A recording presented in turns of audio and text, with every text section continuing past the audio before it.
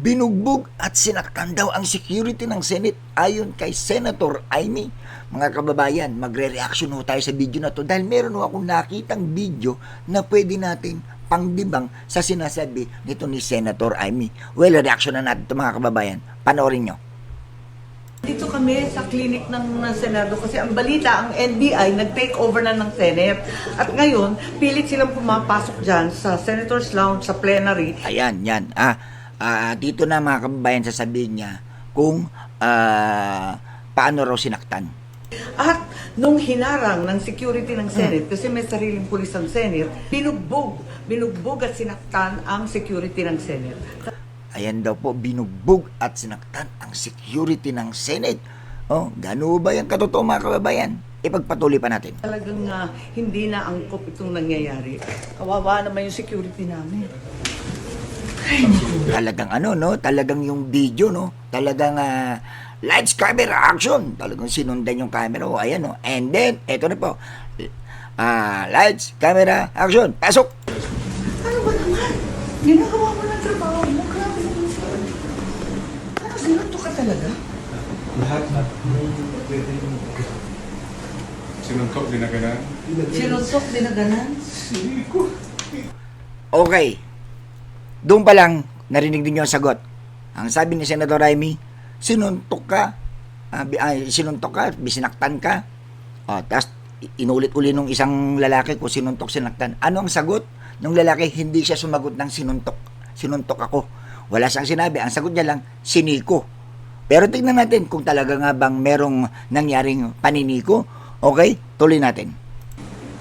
Anong ginagawa mo? Di ba pinagbabawalan mo lang na pumasok doon? Hindi ma'am, sinasala ko na din yung palabas kasi advice ko sa akin yung huwag mo nang palabasin yung mga walang QR code. Siyempre. So, pinapalabas lang ko na yung mga empleyado po ng building po. Bakit nila linakdown ang Senate? Kanino ang Senate? Kanila na? NBI took over the Senate? No ma'am, bali, upon instruction ka rin noon, so pwede na pa-lockdown. Ayan mga kababayan, napansin nyo rin to. Dito, sunog din po dito si Senator Amy. Diba? Sabi niya na nung kung napanood yung mga video po na lumabas, na sinabi niya po, nilockdown daw ng NBI. Talagang hinostage, parang mukhang hinostage daw ang mga senador dyan. Pero, sino ang nag-utos ng isara, i-lockdown yon? Hindi, ang mismo, utos mismo dito sa loob ng Senate. Hindi ho ito sa mismong NBI ang nagsabi. Kasi sila, kaya nga ho isinara dahil nga po, dahil sa mga pagbabawala lumabas tsaka pumasok muna. Dahil meron pong security na dapat unahin, no? So, yun po ang katotohanan. Wala pong kautosan ang NBI na sila yung naisara, na i-lockdown ang itong Actually, ang utos po ay nangyari po, sinabi ng bodyguard, di ba? Ng security, nanggaling po ang utos sa superior nila. Okay, tuloy. So, nung palabas naman, sinasala namin yung lalabas po para ma-hold po yung mga, kung sino po yung... Lakas ng tama. Ang ginawa dito, sinuntok? Lahat po. Tubukan eh. Pati dito, nag-bracket. Kaya, kita mo to. Tignan nyo yung pasok ni Senator Rami dito. Hala, sinuntok. Kasi may mga pasa naman talaga. May pasa. So, ang pasok ni Senator Rami, parang sinasabi niya kung sinuntok. Pero, tignan nyo po ang reaction dito nitong security guard.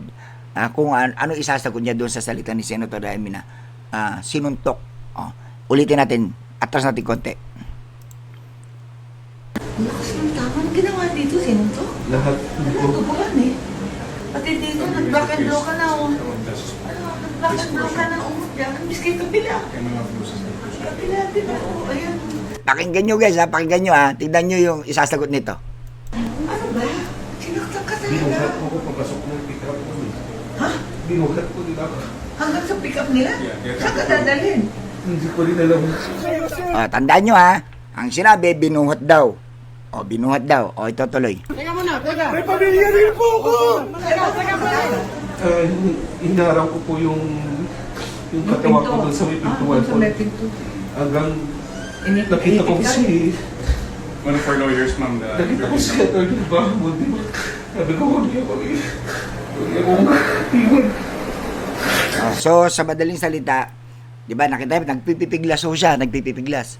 So, tingnan natin kung talagang merong instances na nangyari na sinapak, sinuntok talaga. Tingnan natin. Sorry. Baka mangyari itong NBI na to. Aray ko.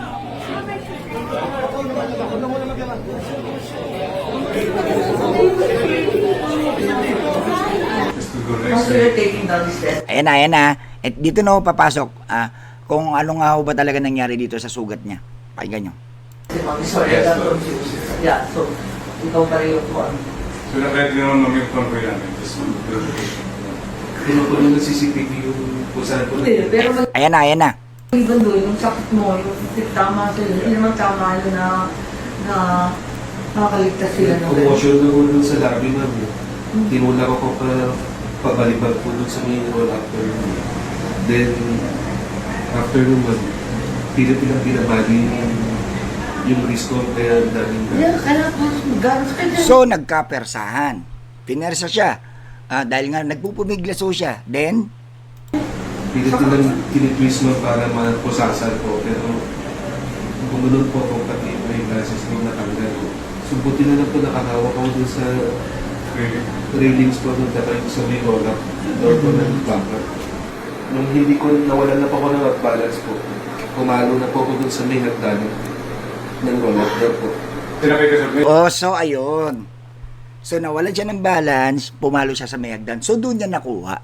Hindi ho sa pananakit o panununtok po ng NBI. Malinaw mga kababayan na wala ho tayong kinakampihan dito. Nagsasabi lang ho tayo kung ano yung nakikita nating katotohanan. Kasi ang sinabi, sinuntok, binugbog ang security guard. Pero nangyari po may komosyon. Pumapalag siya, nakikipagbuno siya, no? So ang nangyari po out of balance, nalaglag daw siya. So ito po yun, tumama raw siya. O ayan po. Nung hindi ko, nawalan na po ako ng balance po. Pumalo na po ako dun sa may hagdanan Pumalo. ng roll-up door po. Tinakay ka sa may sakay ka sa loob. Isakay po nila ako sa sasakyan. Pinipit lang doon yung katawan niya sa pito So, ito po yung pintuan nung nakadalan na po yung kamay, yung paa ko sa may sara. Buti na lang nakatakas po ako kasi iba na mo man magsalita. So, yun, malinaw mga kababayan. So, eto na ipandibang natin. Ready na kayo, guys? Pakishare nyo po itong video na to, ha? At ito paglilinaw lang, wala ko tayong pinapanigan dito. Sa katotohanan lamang ho tayo. Kasi, ang sabi ko kasi, sinaktan, binugbog daw po ang security. Pero malinaw po, base sa kanyang kwento, mga kababayan, yung talaga nakipagbuno siya dahil nga pilit nga siyang isinasakay daw doon sa sasakyan at na-out of balance siya ngayon at talagang humampas daw yung katawan niya. So malamang baka doon nakuha yung tama niya dito kasi nung tinatanong siya ni Senator Remy kung sinuntok siya, wala siyang sinagot na oo po sinuntok ako, wala kung binugbog ka, wala siyang sinabi binugbog siya. Pero may nasabi siya kanina, nasiko raw siya, siniko raw siya. Ngayon tignan ho natin yung actual video po. Mga kababayan, panoorin po ninyo to. Yung actual video, kung talaga nga bang sinaktan siya. No? Tignan natin. Dito tayo sa actual video, guys. Ayan na. Ito, panoorin nyo yung actual video. Kamay! Uy, dahan! Ayan.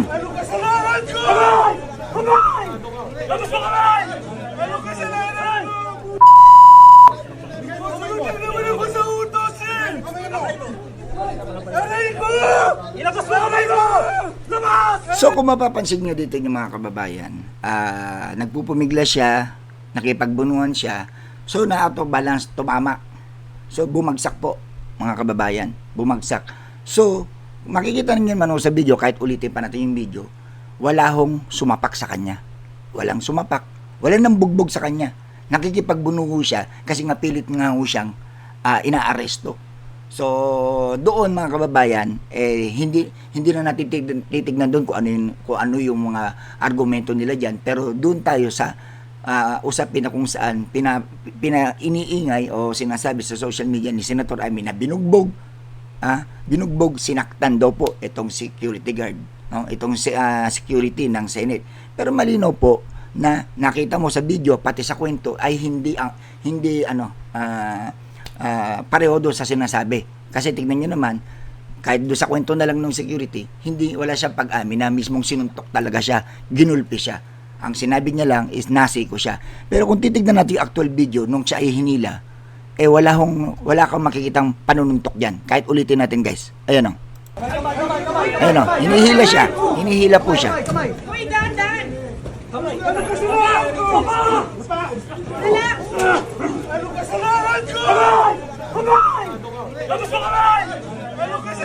Ilabas mo ang kamay. Kaya siya hinahawakan. Kasi nga, nakikipagbuno siya, pumipiglaso siya. So, hindi mo makikita dito na sinasapak siya. Unang-una ulat, naka-video kasi yan. Abangan pa natin yung mga susunod na video kung ano ba talaga. Kung talagang may sumuntok talaga sa kanya. Makikita naman ho yan kasi naka-video naman po yan. Pero sa angle po na to, sa kuha ng video na to, wala pa tayong nakikita dito na sinuntok siya, sinikmura o kung ano man.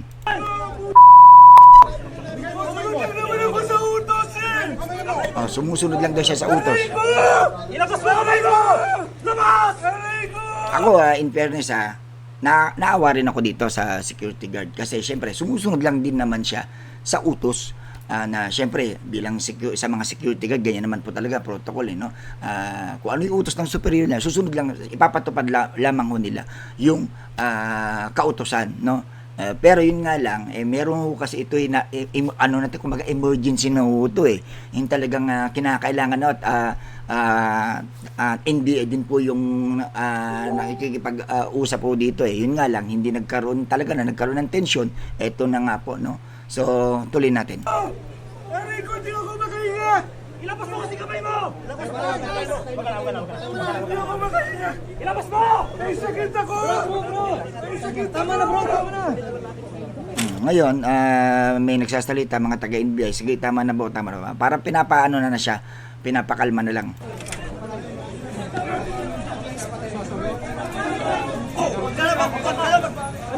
Ayan, nakikipag-ano siya. Pumapalag siya na ipagbunuho siya. So talagang magkakaroon ng pisikalan niya, ng tamaan. Hindi naman yung sabihin mong sinasapak siya. Kasi kitang-kita niya naman sa video nakipagbunuho siya. Pero inihila siya. Ayan, hinihilaw siya. Makikita niyo naman wala naman nananapak sa kanya dyan. Kung meron man makikita naman yan sa mga other video pa. Yun po ang abangan natin. Ayan po, hinahawakan naman po siya. May video po yan ha. Pasok ka! Pasok ka! Sandali! Teka muna! Kalma lang! Okay, kita nyo guys, ang sinasabi ng mga taga-NBI, kalma lang. Kumbaga, sumunod ka na lang. Di po ba? Kaso, pumipiglas siya. Sabihin natin guys, may point din naman dito yung yung security na sinasabi niya anong kasalanan ko kaya sumusunod lamang siya sa ano. Pero syempre, mas kumbaga hindi siya naging kataas yung tension kung sumunod na lamang mo siya, no? Ganun talaga kasi ito may emergency, merong kailangan talagang ipatupad din ang NBI dito. Pareho naman ho sila mga kababayan, both side na pareho silang sumusunod lamang sa sa kautusan sa kanilang mga trabaho, sa mga kanilang alituntunin mga kababayan. Ganon din po ang security, ganon din po ang NBI. Sadya lang ho talaga nagkaroon ng heated argument na nangyari dito, pagtatalo at hindi pareho nag-anuan. Pero tandaan natin kung sana lang ho hindi ko sa sinasabing ito katotohanan lang. Kung sana lang ho sumunod na lang sana itong security para hindi na nagkasakitan na ganyan, no? So yun lang po mga kababayan, comment below sa video na to kung ano po ang masasabi ninyo, no? Kung may other video kayo sa inyo dito sa comment section, kung may other video kayo na nakita nyo na talagang sinapak itong security. Pero base po sa nireaksyon na natin, wala tayong nakitang pambubugbog o pananapak dito sa security. Sa katotohanan lang po tayo, no? Wala ko tayong kinakampihan. Ang ipinapakita lang natin dito katotohanan. Kasi ang pangit naman na mapa NBI at mapa side po ng mga sa Senado, no? May mga security. Kumbaga wala silang wala silang freedom no? Ibig sabihin natin mga kababayan, hindi man lang nabibigyan ng hustisya yung nangyayari na unfair naman kung ang maririnig lang natin ng kwento yung dito sa kabilang side. Dapat patas, 'di ba? Malaman natin ang katotohanan. Yun lang po tayo, sa katotohanan lang po tayo. So base sa ating reaksyonan, wala po tayong nakikita na pambubugbog o pananapak na nangyari. Prinob lang ho natin na walang ganun. Sa sumali yung sinasabi ni Senator Amy at parang nakita niyo naman kung paano nag-umpisa yung video na talagang parang pelikula ang dating, no, para pag biglang pasok niya doon sa may security, sabay ano kagad pasok ng mga salitang mga yung drama style at wala tayong ibig sabihin dito mga kababayan, no, para bang masyado namang naging drama yung dating, no. Sana doon lang po tayo sa katotohanan. Yun lang po, bato-bato sa langit at tamaan, huwag magagalit, nagre-real talk lang po ang inyong lingkod, Papa Trix TV. Bye bye.